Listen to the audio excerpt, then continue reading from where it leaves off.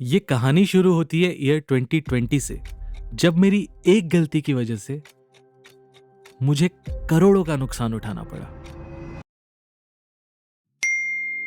Well, the total cryptocurrency market capital has surpassed $3 trillion. Bitcoin and Ethereum also have hit an all-time highs. Bitcoin is trading above $67,000 and we have Ethereum also crossed past $4,800. इस बार वो गलती repeat नहीं करनी है। Life में बहुत कम ऐसी opportunities आती हैं जो लाइफ चेंज करने का पोटेंशियल रखती है। इस बार ये अपॉर्चुनिटी मिस नहीं करनी है आलिंद। इस बार नहीं, इस बार नहीं। पर क्या मैं कर पाऊंगा?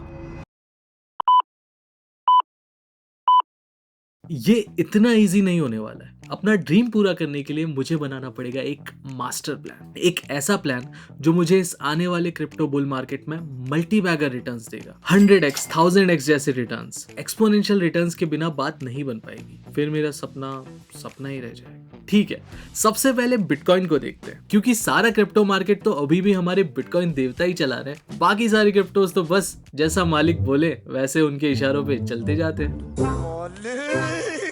ओके, तो करेंटली बिटकॉइन का प्राइस चल रहा है अराउंड $42,000। लेकिन वेट, सब तो कह रहे थे कि बिटकॉइन स्पॉट ETF के अप्रूव होने के बाद मार्केट ऊपर जाएगी, और अब तो US SEC ने भी सारे के सारे 11 स्पॉट ETFs अप्रूव कर दिए, फिर भी मार्केट नीचे जा रही है। ऐसा क्यों? कम ऑन आलिंद, 9 साल से फाइनेंशियल मार्केट्स ट्रैक कर रहा है, इतना तो तुझे पता ही है। Buy the rumour, sell the news. Smart money को तो पहले से ही पता था ना कि स्पॉट ETFs अप्रूव होने वाले हैं। बाद में तो बस रिटेलर्स को पता चला, और ये तो तुझे पता ही है कि रिटेलर्स का उपयोग तो स्मार्ट मनी बस अपना पोजीशन क्लियर करने के लिए करता है। This is business. In short, ज्यादातर रिटेलर्स को तो स्मार्ट मनी अपने इशारों पे नचाता है। वेल, छोड़ो इन सब बातों को, थोड़ा चार्ट्स पे नजर डालते हैं। ऑल राइट, तो जैसा मैंने कुछ दिन पहले ट्वीट करके बताया था कि ये दो CME फ्यूचर्स के गैप मुझे काफी टाइम से परेशान कर रहे हैं। फर्स्ट है $39,000 पर, और दूसरा है पाताल से भी नीचे ऑलमोस्ट $20,000 पर। एंड हिस्टोरिकली ये देखा गया है कि 95% से ज्यादा गैप्स तो फिल होते ही है। एंड हमने रिसेंट BTC के मूव में ये देख लिया कि $39,000 वाला गैप फिल हो चुका है। अब बचा है बस $20,000 वाला गैप। तो क्या इसका मतलब बिटकॉइन का प्राइस $20,000 तक आ जाएगा और हमें एक और बाइंग अपॉर्चुनिटी मिल सकती है? पैसा ही पैसा होगा। हाँ, जोर जोर से बोल के सबको स्कीम बता दे। वैसे तो हिस्टोरिकली ऐसा देखा गया है कि बिटकॉइन हार्विंग से पहले मार्केट एक बाइंग अपॉर्चुनिटी देता है, जिसमें 20 to 60% तक का करेक्शन आ सकता है। बट वैसे अगर गैप्स की बात करूं तो 5% ऐसी भी पॉसिबिलिटी है कि ना भी फिल हो वो गैप, और मैं वेट ही करता रह गया और गाड़ी फिर छूट गई तो फिर मुझे क्या करना चाहिए?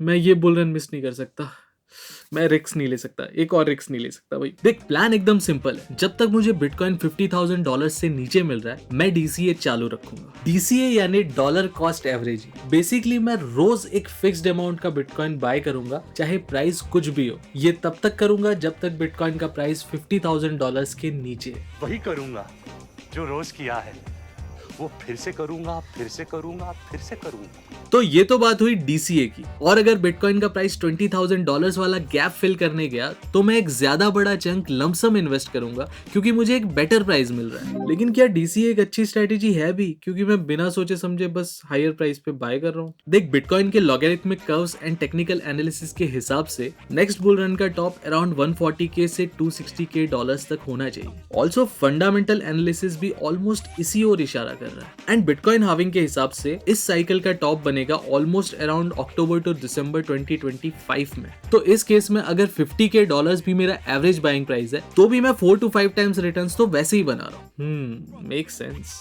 चल, फिर बिटकॉइन तो सॉर्टेड है, लेकिन मुझे ये अच्छे से पता है कि 4 to 5 टाइम्स रिटर्न्स से मेरा ड्रीम पूरा नहीं हो सकता। ड्रीम पूरा करने के लिए मुझे चाहिए कम से कम 50 गुना रिटर्न्स, 50x। तो इसके लिए ढूंढने होंगे ऐसे ऑल्ट कॉइन्स, ऐसे हीरे जो 100 to 1000x जैसे रिटर्न्स का पोटेंशियल रखते हो।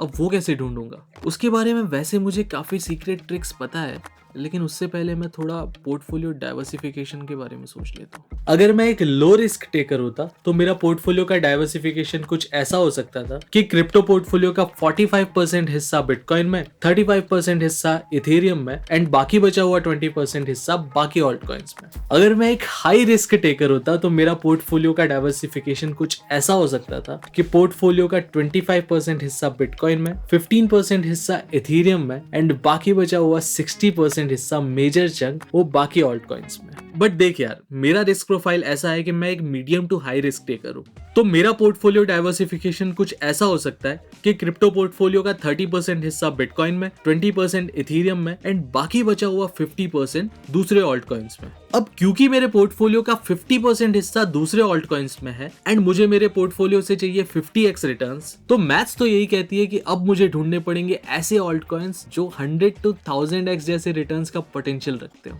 100x तो ढूंढने ही पड़ेंगे, वो बेयर मिनिमम है, लेकिन अगर 1000x मिल गए तो वो सोने में सुहागा है।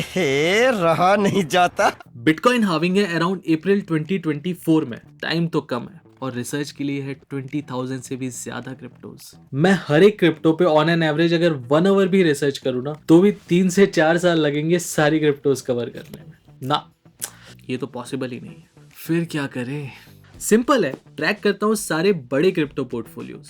उनके पास तो डेडिकेटेड टीम होती है जो दिन रात यही काम करती है and usually on an average उनके पोर्टफोलियो में 40 to 50 क्रिप्टोज होती है, तो रिसर्च के लिए तो टाइम ही टाइम है। कॉइन मार्केट कैप की वेबसाइट में कैटेगरी सेक्शन में सारे बड़े क्रिप्टो पोर्टफोलियो फंड्स मिल जाएंगे। इनमें से let's say Binance labs portfolio checkout करते हैं। लोएस्ट मार्केट कैप से सॉर्ट किया, मैं $50 मिलियन से कम वाले मार्केट कैप को इग्नोर कर दूंगा क्योंकि उसमें रिस्क काफी ज्यादा है एंड अगर गलती से उनमें इन्वेस्ट कर दिया तो ये भी पॉसिबिलिटी है। अरे मुझे चक्कर आने लग गया। तो $50 मिलियन का मार्केट कैप एक स्वीट स्पॉट है।